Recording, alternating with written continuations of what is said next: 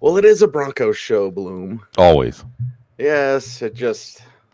Every day. Does it have to be? Every day? Every day. Every day. All right, let's do this thing. Here we go. 3, 2, 1. Well, the NFL made sure that Kansas City had something to play for because they moved their game with the Broncos to Saturday. It is the Week 18 preview here on the Audible.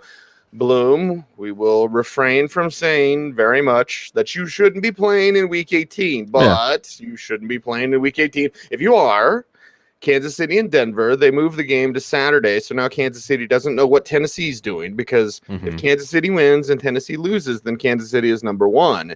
And, of course, we know that's whatever else happens, then Tennessee will be number one. But either way, the NFL said, we're going to move it, Kansas City, which means Kansas City is going to play all their guys, and which means they'll kick the crap out of Denver. So let's talk about it in the Chiefs side, Bloom, in a week that you should not be playing fantasy except for DFS. Play DFS till your heart's content. Do all your prop bets. Totally illegal at Bushwood, but do whatever. Just you shouldn't be playing season long now. Yeah, and I think it would have taken quite the contortion to have a Week 18 Super Bowl. You really would have wanted a Week 18 Super Bowl to have one.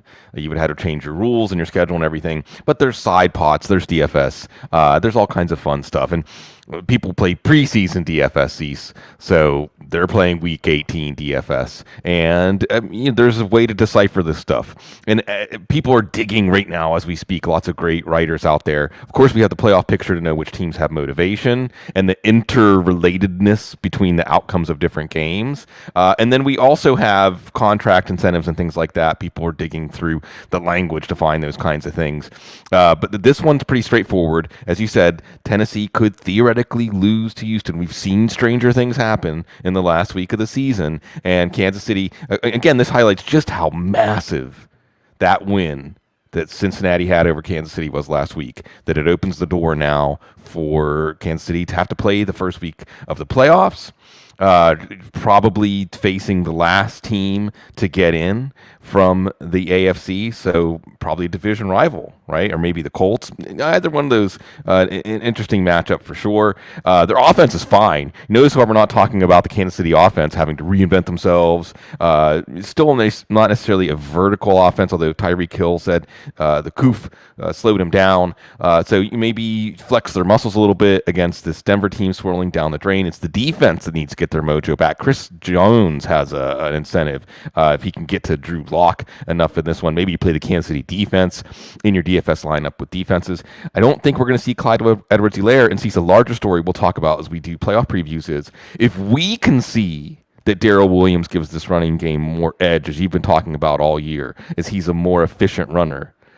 Are the Chiefs going to see it? Are they going to keep trying to get their first-round value out of Clyde Edwards-Helaire? They won't need him to beat the Denver Broncos and put a little pressure on Tennessee for Sunday.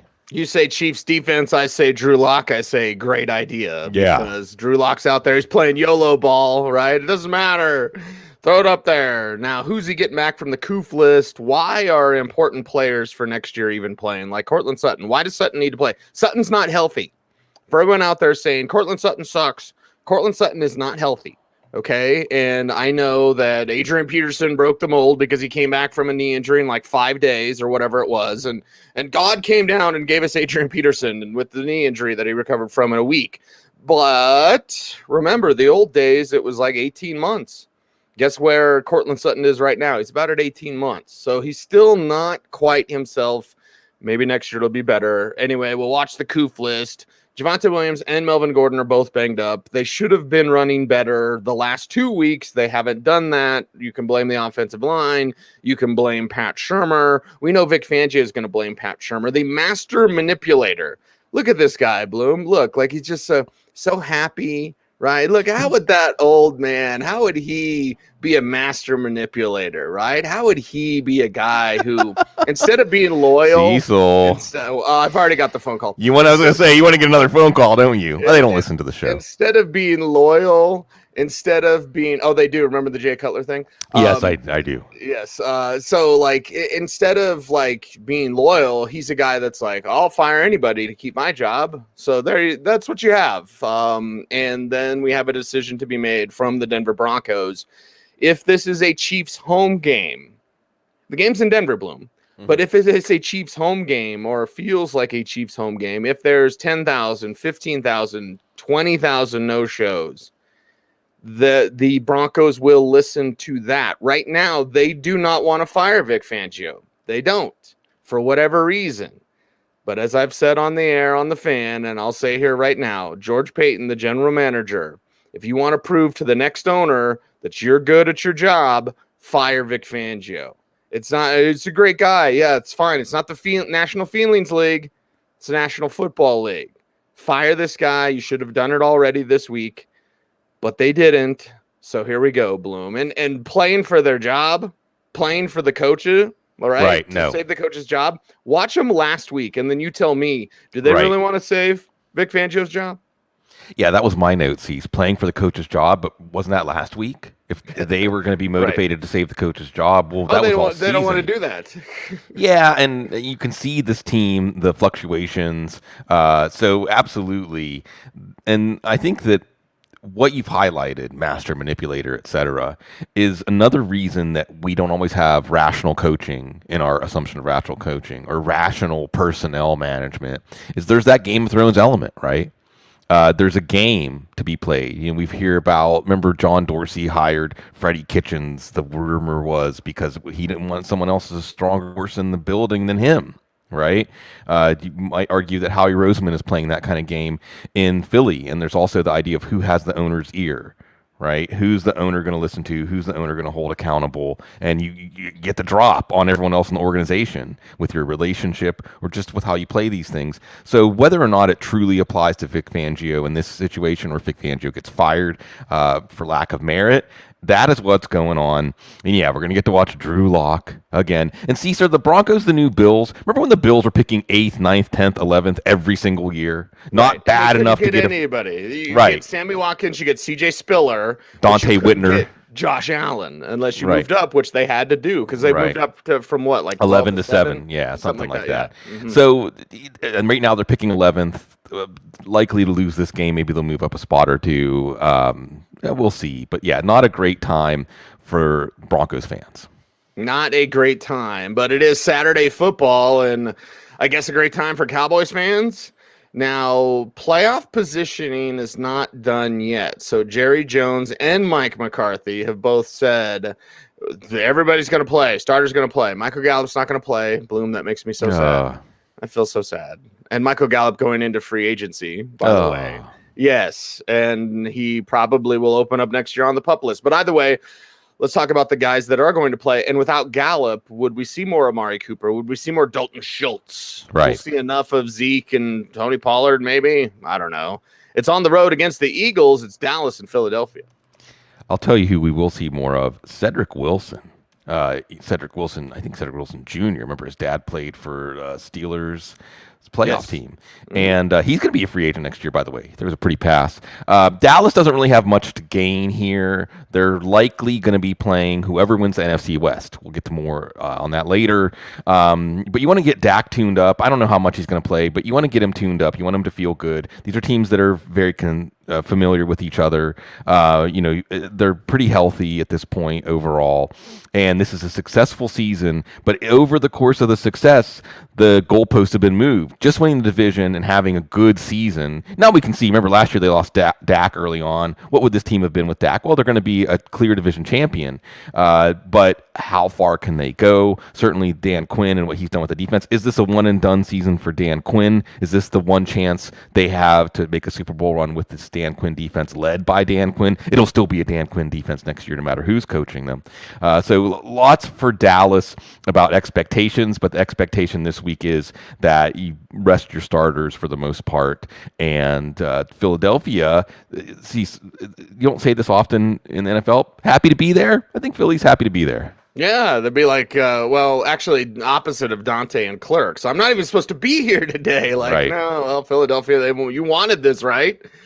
You wanted this. That's a reminder for all of us sometimes, Bloom. Mm-hmm. You wanted this. Okay, Philadelphia, you wanted it. And, well, I guess Boston Scott to the rescue, running the ball down your throat. That's their plan. Does it work?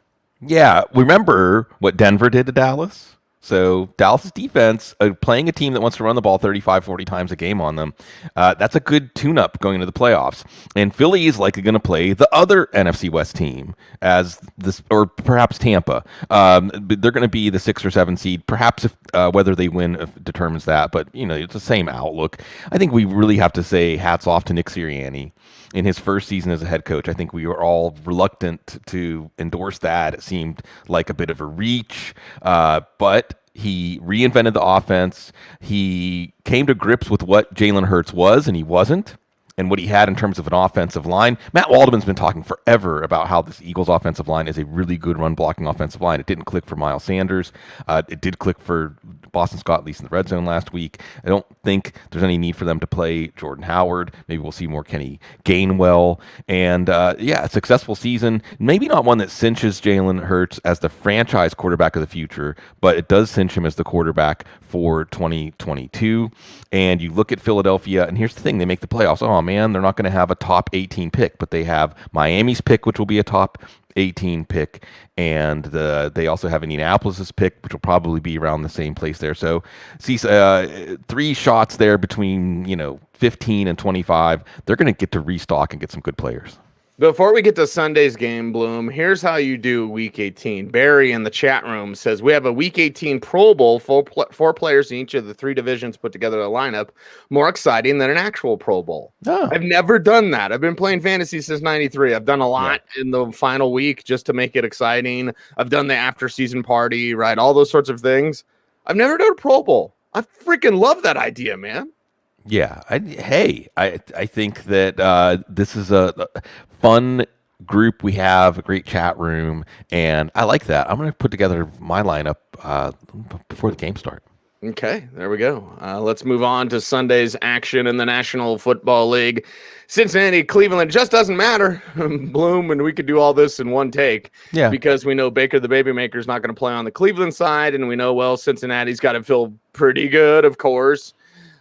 Because of their big win last week. But let's talk about this division rival in the AFC North. Yeah, on the Cincinnati side, what does Zach Taylor do? Team's a little banged up. Joe Burrow's a little banged up. Remember, late in the game, he got banged up. So, this is a game that theoretically the AFC bracket could turn upside down at the top if Tennessee loses, if Kansas City loses, if Buffalo loses. Cincinnati could actually be the number 1 seed. I don't think you're going to see all 3 of those things happen. I don't think you're going to see any of those 3 things happen.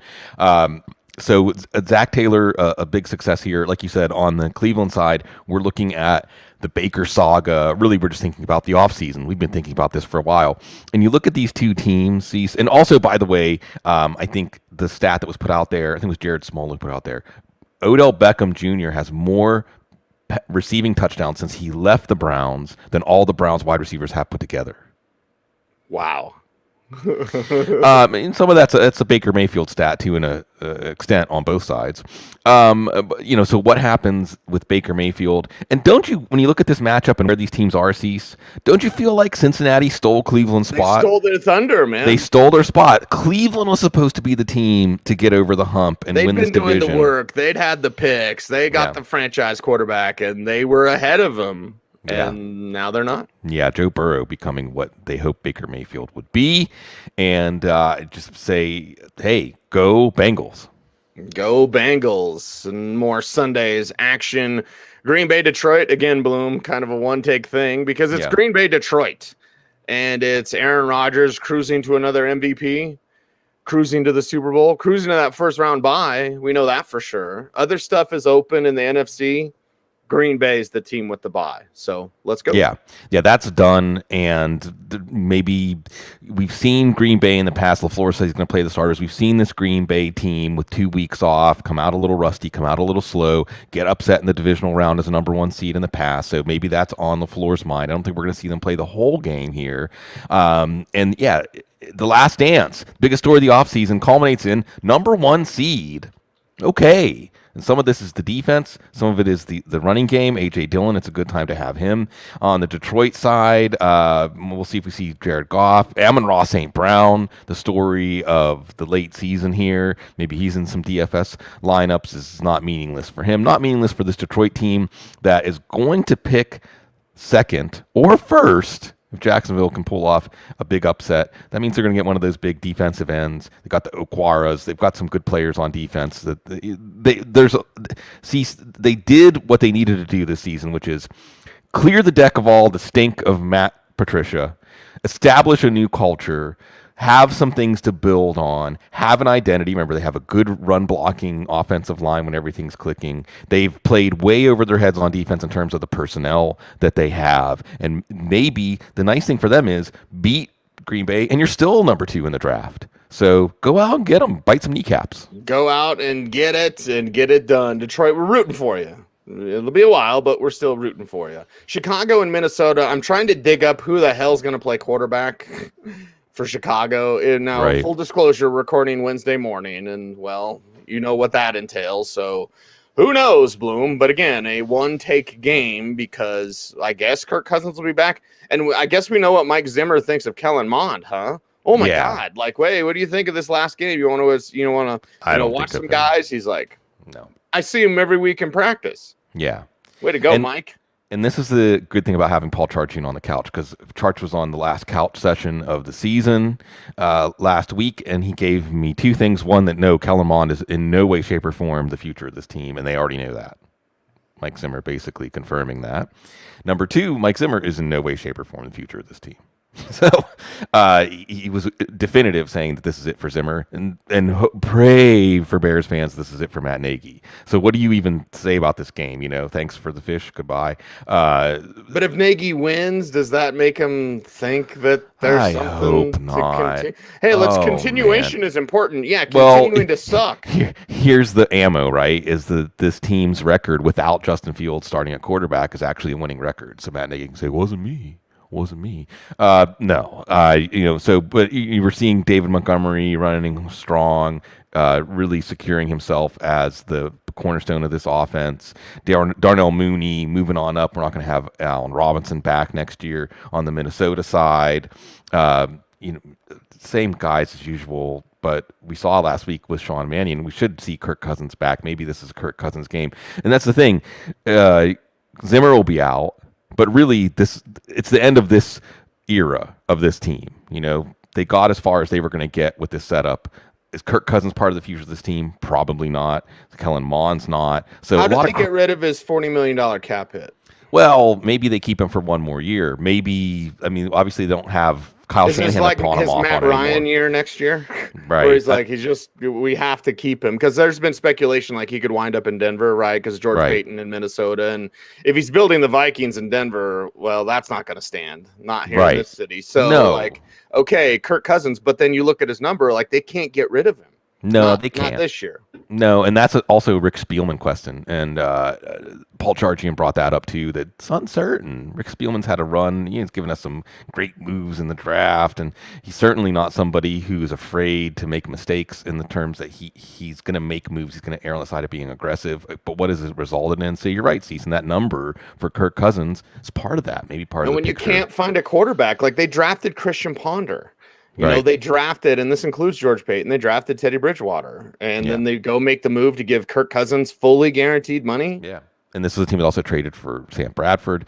So, they've tried a lot of different things. And see what occurs to me looking at this, and we'll see what happens with Aaron Rodgers. But you could be looking at this division as a Green Bay team without Aaron Rodgers, Minnesota team with a new head coach, Chicago team with a new head coach, and a Detroit team trying to scratch and claw their way up the ladder. So, very interesting picture for 2022, not so much for 2021. Actually makes me feel better about Detroit. Yeah. They got a year head start on restarting their program, This preview show is turning more into a next year show, but but that's what we're thinking about, And that's what happens when we have to talk about Washington and the Giants. Okay, well, at least Ron Rivera is looking for next year, guys. So get Jarrett Patterson ready. I don't know. Let's talk about both these. Washington and the Giants up next. Yeah, and by the way, Minnesota is going to be picking somewhere in the teens. Chicago Giants have their first round pick, so maybe that's one last get a win to hurt the Giants after you gave away your first round pick to them.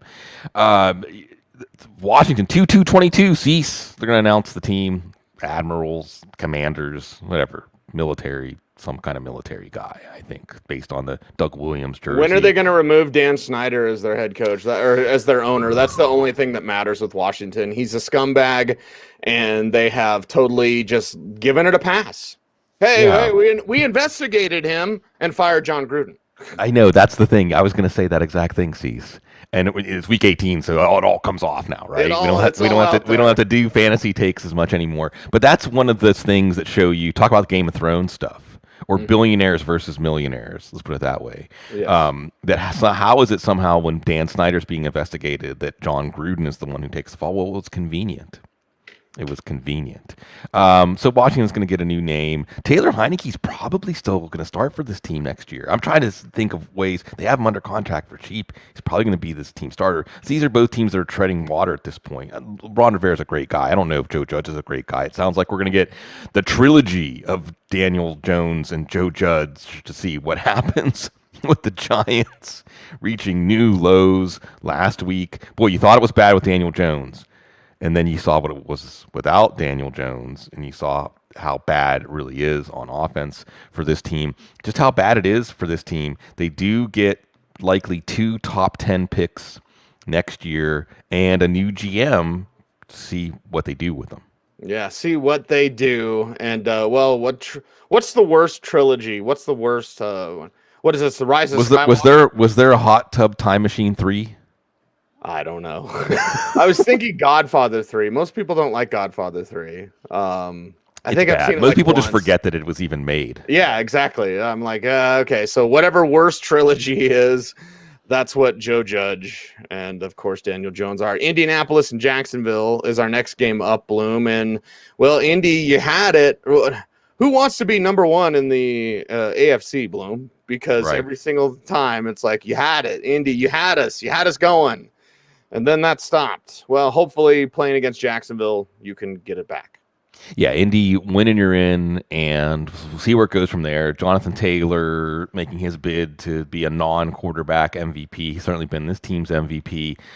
Carson Wentz, they're giving up the first-round pick for him, but it's been good enough, whether they make the playoffs or not, that it's not going to crush them. They're not going to give up a true premium pick. And what has Carson Wentz been? Well, what he's always been. See, he's like a slot machine quarterback, you know. Sometimes you're putting money in and you get nothing back. And sometimes you hit a jackpot play with him. And that's why Jonathan Taylor is so crucial to this offense. Indy hasn't won in Jacksonville. Thanks, Joe Wright. Love you, man. Since 2014. So if you're a Kansas City fan or a Detroit fan, want to get that number one pick, because that's the thing here is Jacksonville, if they lose, they get the number one pick. Certainly a forgettable season for Jacksonville. Who are they going to bring in to help Trevor? I was going to say Josh Allen. They do have a Josh Allen. Maybe that's what I should have said, actually. Who are they going to bring in to help Josh Allen on defense? And which coach are they going to bring in to help Trevor Lawrence on offense? These questions and more. Indianapolis is going to try to win and then go play spoiler on the road with a good running back. Well, you like the odds as long as Carson Wentz doesn't have to throw the ball more than 15 or 20 times. Yeah, nobody wants to see that. Nobody wants to see Pittsburgh-Baltimore. Well, we want to see Everyone wants to see that. We want to see that, Bloom. Okay, Ben had his victory lap.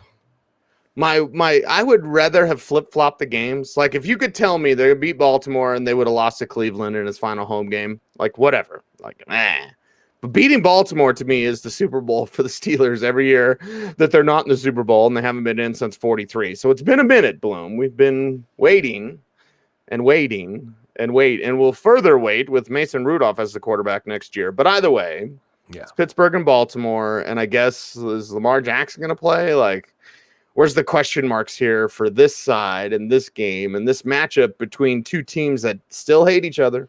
Yeah, and if Indy stubs their toe against Jacksonville, this game could determine a playoff spot. Baltimore needs Miami to lose, I believe. The Steelers, if Indy loses and they can win this game, they would get into the playoffs. Unless the Chargers and I don't know. There's some permutations here, but come on. And look, this is the Steelers and the Ravens. See, so there could be a comet headed for the Earth, and they would play this game out. I mean, because it's the Steelers and the Ravens. One last time for the score to be settled. And on the Pittsburgh side, Najee Harris making a statement. A lot of people, wow, Week 17 Super Bowls. Some people winning or losing their Super Bowl based on Najee Harris not just going down. We already saw that earlier this year with Taysom Hill. And this passing game, we did see Deontay Johnson quietly having in PPR leagues, and this is why some people say abolish PPR scoring, having a pretty good fantasy season. On the Baltimore side, I don't know if we're going to see Lamar Jackson, but the Steelers know how to handle Lamar Jackson. Here's another defense for you for your DFS lineups. The Steelers know how to handle this Greg Roman offense. Baltimore, I don't want to say it was an unsuccessful season because they came into the year with 16 players on injured reserves. So they have definitely had to scratch and claw. Now, this also could have been a season where they were picking in the top 8 if they had lost a lot of these close games. And, crossroads. I mean, this was a team. I don't think you're going to, obviously not going to see John Harbaugh fired. They probably need to get a new offensive coordinator. And go back to they lost Ronnie Stanley this year. They lost a lot of players this year. It's hard to take a lot away from the season. But I know that all that is going to be meaningless when they kick off, because this game is the most still intense physical rivalry. Let's not have too many players get hurt in Week 18. TJ Watt going to get the sack record? Yeah, well, and by the way, what does he need? I think unofficially Al Baker had 23. He needs 1.5. He has 21.5. Yeah, and he's done that when 12 14 games. Yeah. 14 that he's played in, but 12 full. Right. So none of this Week 17 week asterisk Well, stuff. It's not like Michael Strahan already didn't have an asterisk because Brett Favre laid down for him. Right. So, yes, that's a big one. TJ Watt, at least the Steelers locked him up before the season. Sometimes you just get it right. Sometimes we have to talk about Tennessee-Houston. We have to talk about Tennessee-Houston. Now, Tennessee's got to take care of business. That's provided the Chiefs win on Saturday, which, Tennessee's got to take care of business because the Chiefs are going to win on Saturday to secure the number 1 seed and enter the playoffs with Derrick Henry. Yeah, and he's practicing. So what a story this Titans team has done. You got to respect Mike Vrabel. He's the new Mike Tomlin, right? He's, again, maybe not the tactical coach, maybe not the coach you want appealing to innovation and analytics, but he gets his guys to play and play hard. This defense is coming along. Ryan Tannehill is kind of the opposite of Carson Wentz, right? Where Ryan Tannehill may not be the most spectacular quarterback, although he's more athletic than anyone gives him credit for. But we've seen him at times in the playoffs. If he has one throw he has to make to Khalif Raymond to clinch the game, if he has one throw he has to make, he makes those throws. So Julio Jones not going to play a big role for this team now, but at least it showed they were pushing the chips in and going for it this year, and they're on the verge of getting the number 1 seed. You have to like Dante Foreman in this one from a DFS standpoint. This is one of those teams that has a lot of motivation, like A.J. Brown in this one. Maybe even you like Ryan Tannehill. For the Texans, we've ballyhooed the Lions a lot for turning around their culture after bottoming out. By the way, Bill O'Brien, Jason Lockenforth says Bill O'Brien is Trent Baalke's candidate for Jacksonville. Wow. The football gods have cruelties waiting for fan bases that have already been through a lot. I don't know. But the Texans, David Culley got these guys to play. They had a couple of stirring wins. If they pull the upset here, they maybe could fall as far as the number 5-4 pick. They're picking 3rd right now. So they actually have their first round pick. Again, putting that Bill O'Brien era behind them. They have Davis Mills. Brandon Cook's the most durable fantasy value. Maybe he's someone to look at here. But the Tennessee defense, someone to look at here as they have been playing better. And this is going to be fun. Again, this just makes me excited, Cease, to think about Joe Burrow, Patrick Mahomes, Derrick Henry, and Josh Allen. May the best team win. You know who's better than Bill O'Brien, Bloom? Who? Well, everyone, but Bilbo. Bilbo Baggins? Because you said Bilbo, so I was like, Bilbo Frodo. Baggins. Is it time for second breakfast? I can't eat for another 3 hours, Bloom. New Orleans and Atlanta. These two teams hate each other. They hate each other more than Baltimore and Pittsburgh. Where's it at? Forever remember and never forget. Is that an avocado? What is that thing? It's a Zulu coconut. It's a Zulu coconut. It's one of the most coveted things. On Mardi Gras Day, there's two parades. Zulu, and Zulu was the social aid and pleasure club that was kind of the counterpart for African Americans to the white social aid and pleasure clubs. It was kind of lampooning the high society. But it's Louis Armstrong was once the king of Zulu, said it was one of his life dreams. And during Mardi Gras parades, all of them have some special item. Each one is hand decorated or unique, and that's really what you want to come away with from the parade. And for Zulu, it's a coconut, and it's one of our coveted possessions here in the Bloom household. And then Rex is the other one. That's the king of Mardi Gras, and they have beautiful Cecil, you would love Rex because they have mythological themes.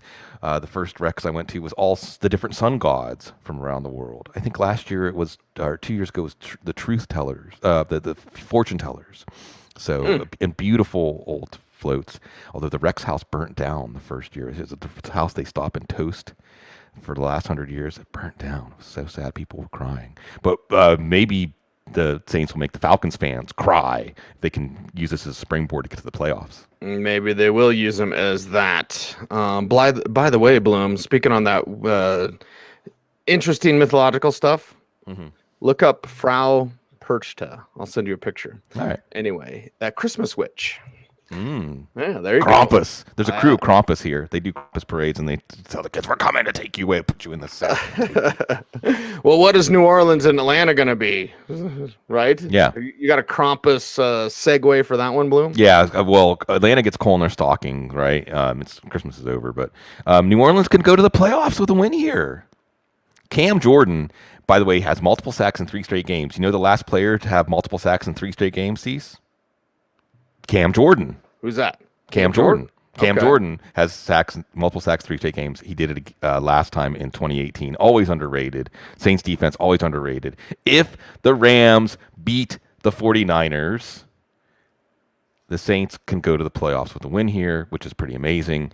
From a fantasy standpoint, you saw Alvin Kamara start to get going again. We'll see if Mark Ingram plays. Marquez Callaway, remember, he's only 23, undrafted free agent.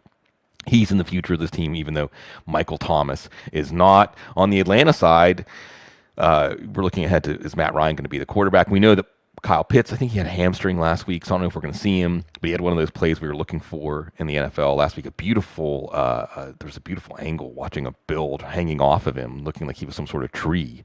And we'll see what Atlanta can do, but just that the Saints have a chance to make the playoffs, if they just had a quarterback, Cease, they should have got Teddy. Well, speaking of that, there are conversations about Matt Ryan in Denver. Oh, my God. Seriously? And this is because, well, what if we don't get Aaron Rodgers? How about you just do? Anyway, it's the Broncos show. Jets and Buffalo. Again, Bloom, my interest is waning. But because it's Jets and Buffalo. But let's talk about this game. Yeah, Buffalo needs this one to lock up the division. I think Stephon Diggs, if he gets 6 catches, his base salaries for the next 2 years go up about $750K each, a little bit more. So this is about $1.5 million on the line. And I see Buffalo's kind of organization is going to get that for him. So Diggs has got to be in your DFS lineups. Let's blast him way past 100 catches here. The Jets and the Robert Saleh regime, Zach Wilson, verdict's still very much out. I don't think there's as much optimism about turning things around as we saw in Detroit and Houston, but they've had their moments. You know, they beat the Titans, the team that could be the number 1 seed. On the Buffalo side, though, Devin Singletary's finally emerged. You're certainly looking at him as a Week 18 DFS play. This is one of those offenses, like the Tennessee offense, that you know has a lot to play for, and they're going to be one you can count on in your DFS lineups and otherwise in your Week 18 side pot action.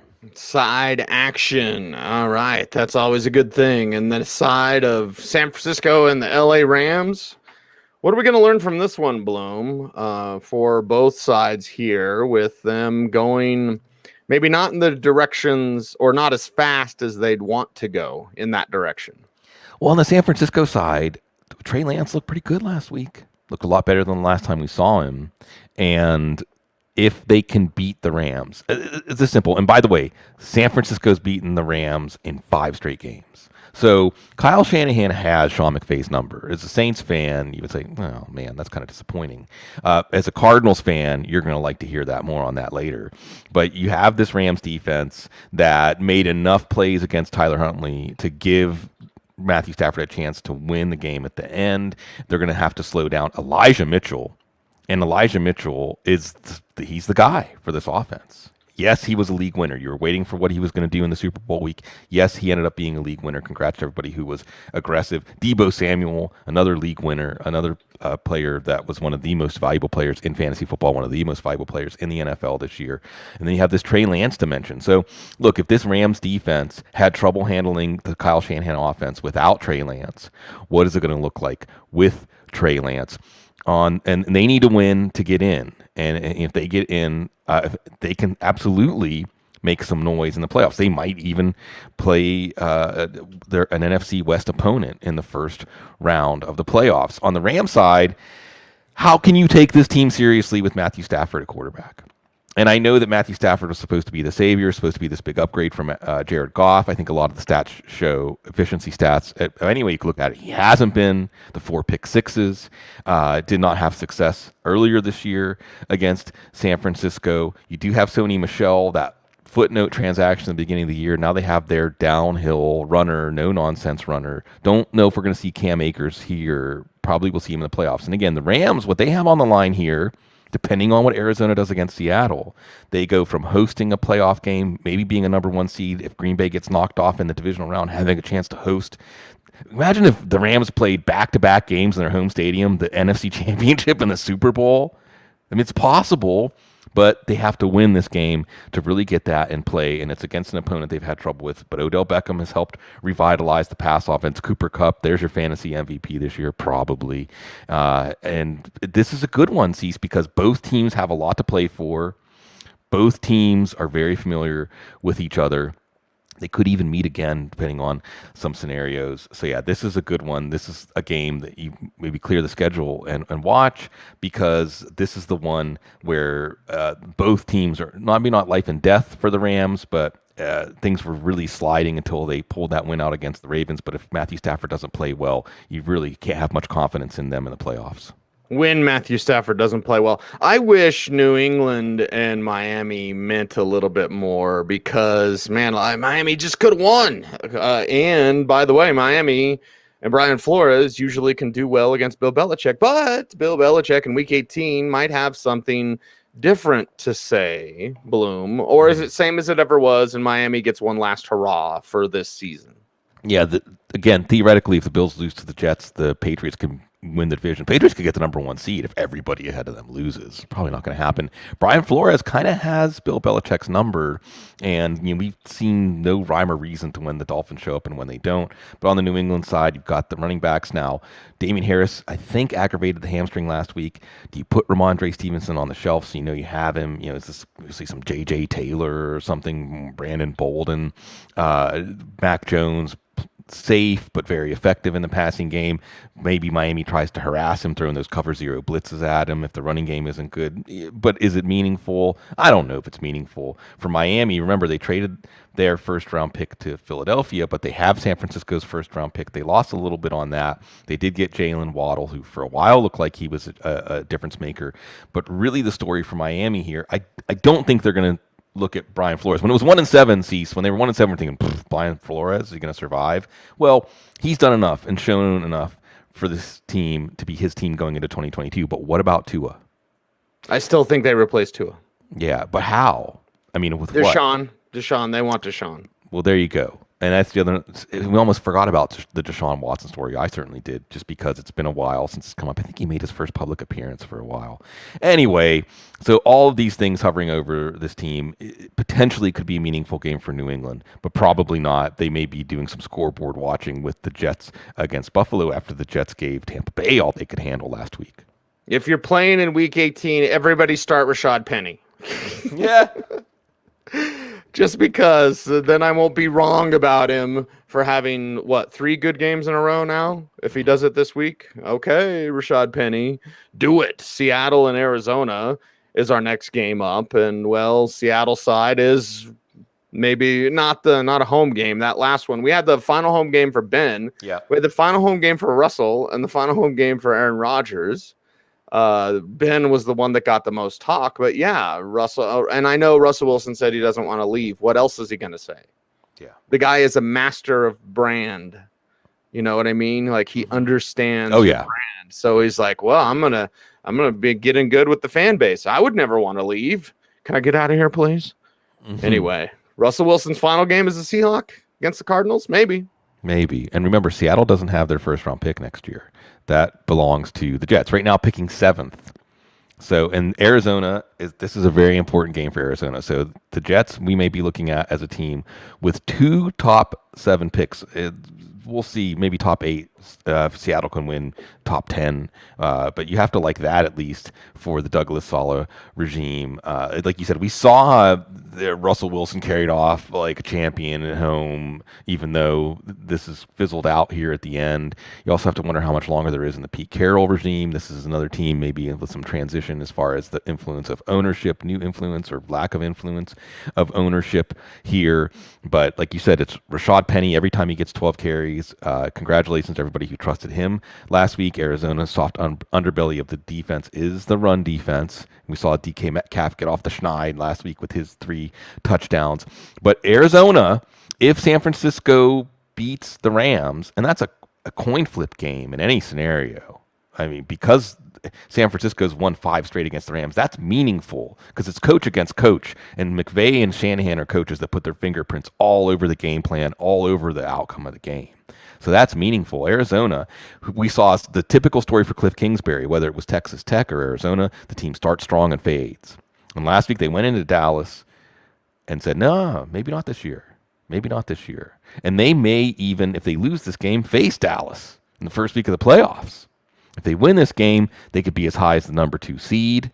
And all of a sudden rekindle hopes that, hey, this team can make some noise. Kyler Murray can make some noise in year 3. We'll see about James Conner, but we know that the passing game is coming along now. Antoine Wesley, undrafted free agent, doing some things. I think that A.J. Green has an incentive if he gets 10 catches or if he gets 75 receiving yards. He'll hit some incentives there. Not sure what we're going to look at with that.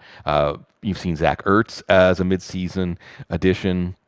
So, again, a lot on the line for Arizona, maybe not as much for Seattle, but it is a divisional matchup. And, this just sees how the NFC, we have Green Bay settled at number 1. We have Tampa and Dallas probably 3 and 4. 2 and 5, 6 settled or 7. So the NFC West still has to determine these last 3 spots. A lot of drama. Lots of drama. Carolina and Tampa Bay. Less drama, though, with Antonio Brown. But the Antonio Brown has not been put on waivers. So, Bruce Arians, we love you. Hey, he's not a Buccaneer. Well, yeah, he still is. And this is Wednesday. Yeah. So, and then there's been great debate on if Antonio Brown to get a job right away. Like, whatever. So there's that. Now more Brashad Perriman. Notice how I'm skipping Carolina Bloom. Yeah, because it's Sam like, Darnold. oh God. It's embarrassing. I guess Chuba Hubbard as a flex. I guess. Yeah. And then the Tampa side, we're like, okay, Tommy, who's he going to lean on? Well, Mike Evans, Rob Gronkowski, and Brashad Perriman comes through and make plays, man. Like he's everything Kevin White wanted to be. Right. In terms of guys that got drafted high, got banged up, and then never quite did what they were supposed to. Brashad Perriman's doing it. Like the talent, he's still got the talent, man. He's got to stay healthy. Yeah. And really quick, Cease, because you've worked with Josina Anderson in the past. So when Josina Anderson, and I are friends. Yep. When Josina says, I know I've been told that there's a job for Antonio Brown if he wants to still play in the NFL. Then she's 100% on the money. Yeah. So whether we believe it or not, if Josina's saying it, then it's coming from a source that knows. So with Carolina, again, Cease, every week we say the same thing. David Tepper, how do you like owning an NFL team? Because it's not going well in terms of wins, losses, and moving the team forward. And do you admit that the Matt Rule hiring didn't work out? Do you have this team hit the reset button again? Certainly that's a team where Deshaun Watson's name comes up. How much do you chalk up to Chris McCaffrey getting hurt? I don't know. Tampa Bay, not exactly marauding through the league, but certainly a team that is set up to make some noise in the playoffs because of playoff experience, because of what they accomplished last year with Tom Brady. And this could be a game where we maybe, because it's Bruce Arians, if you're looking for a team that doesn't really have anything to play for, going to the playoffs, but may still play their starters, they're a banged up team, but Bruce Arians' style is he doesn't really care what the conventional wisdom is. But Tampa Bay likely opening up against maybe New Orleans, maybe San Francisco, certainly not games that would be a cakewalk for this team.